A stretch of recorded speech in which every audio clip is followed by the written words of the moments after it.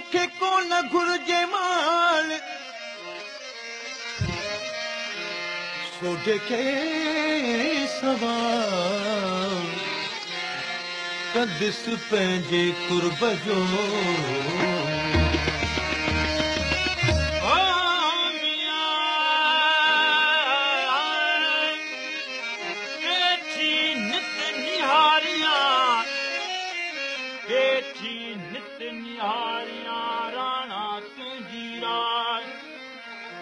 मोटाए मागन ते आणे दे अल्लाह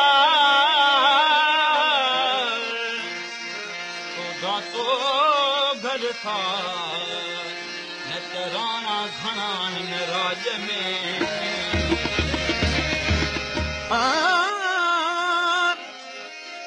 हिकु जो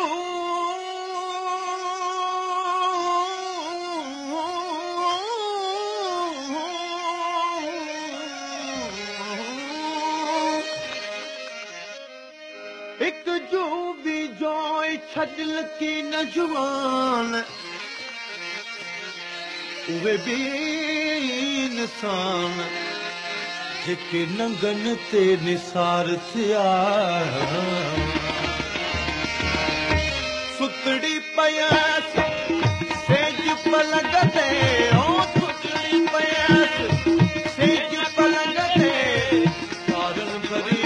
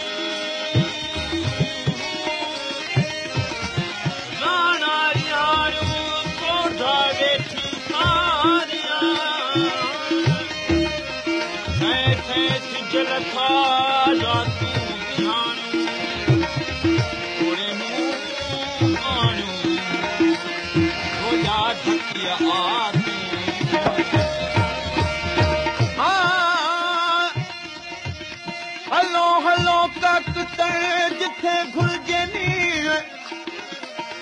नकारात नदी सब का पसे प्रिय थे मुखे तू ओ मेघरा हो मुखे तू मेघरा पाविया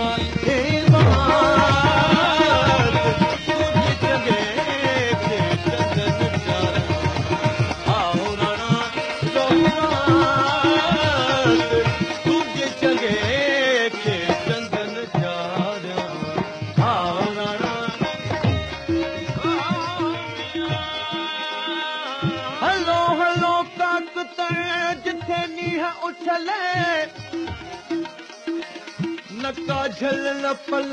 बिली सबका फसे फिरी अखे हलो हलो काक जिथे नीह पचार कान भी तवार सबका फसे फिरी अखे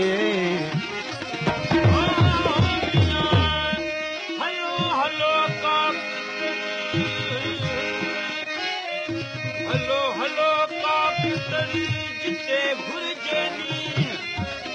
नकारात नदी सबका पसे खे काक कढ़ी वण विया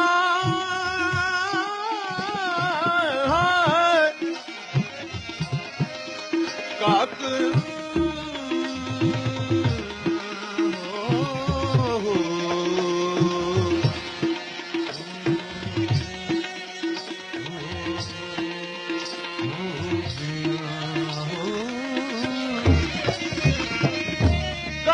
कहीं वन में आनू थोनू डाणू तो पुजाना सुतरी बेली आतन उजाणू मुझे से मानू जैसे मानो तोखी मुनासिब नाहे में धरा अदियूं शाम ओ लतीफ चवे हो लालो लाल लतीफ चवे